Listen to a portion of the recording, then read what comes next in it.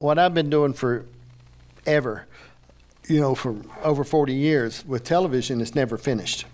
Okay, it's 24 hours a day, Yep. 7 days a week. And nothing's ever, you say, okay, it's all done, we can go home now. It never happens. But when I started cooking and doing some, and we had restaurants for years and things like that, but I didn't do a lot of cooking at the restaurants. But I mean, when I started cooking after the pandemic's what started me cooking. Okay. I had a guy that I watched, and we called him Drunk Steve on YouTube.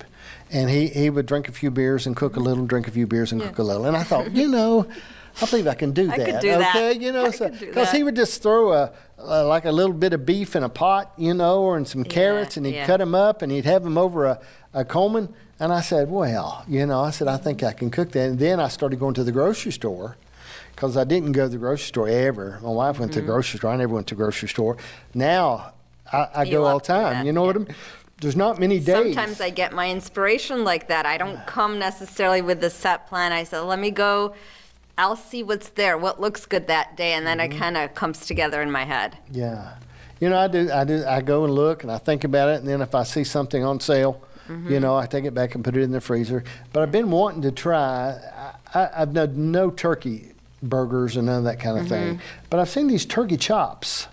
Look like pork chops, but they're turkey. They're bigger pieces of turkey. And I thought, I've been thinking about giving that a shot.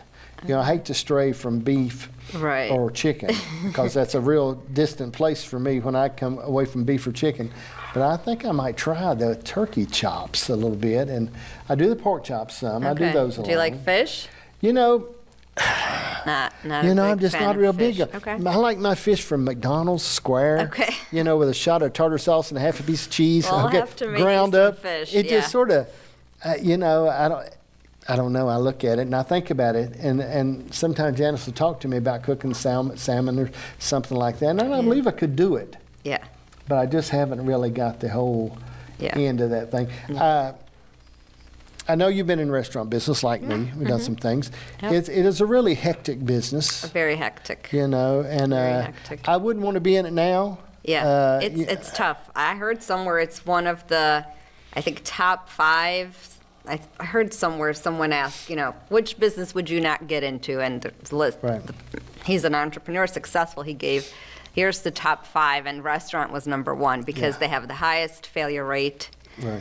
And that's in large towns. But overall, I think here with staffing and like you were saying, it's a 24/7, 7 days a week. It's when you're alone doing it, it's very hard. It's a very difficult business.